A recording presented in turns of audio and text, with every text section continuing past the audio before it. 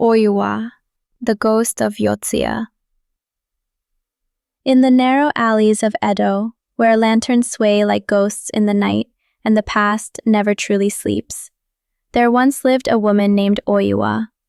She wasn't born into wealth, nor did she live a life of luxury.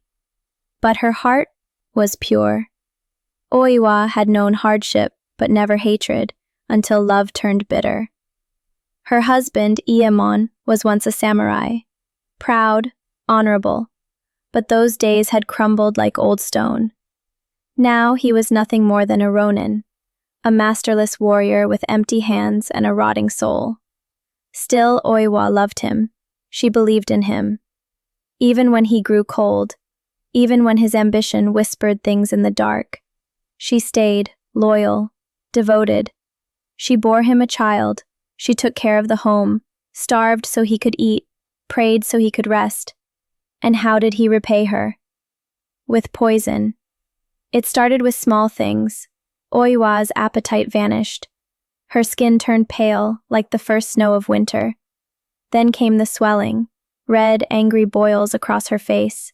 Her hair fell out in black strands.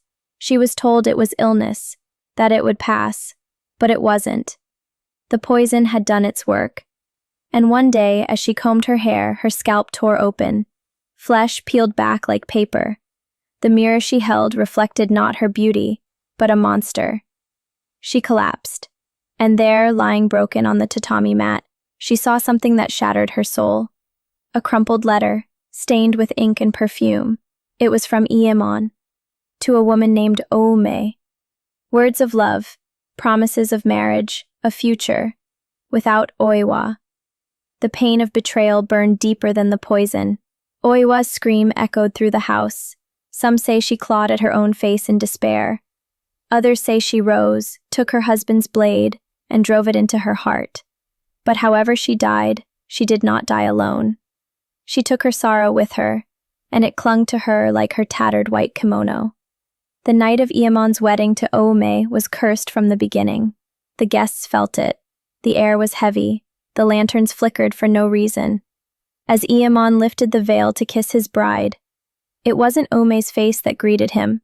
It was Oiwa, one eye bulging, the other slashed and rotting, her mouth twisted in a crooked smile that knew no joy. Iyemon, she whispered. He screamed. In madness, he struck her down with his sword, only to realize he had just killed Ome. But Oiwa's vengeance wasn't satisfied. From that night on, she haunted him. Her face appeared in his tea, floating just beneath the surface. Her hair coiled in his rice like a black serpent. He saw her in the corners of rooms, in the moon's reflection, in his dreams. No matter where he went, she followed. No matter how far he ran, her steps echoed behind his. Driven mad, Iyemon fled to the mountains, hoping to escape her. But Oiwa was not a spirit bound by earth. She was bound by hate, and hate does not forgive. Centuries later, her story remains one of Japan's most feared. The kabuki play Yotsuya Kaidan, based on her tale, is performed to this day. But actors know the risk.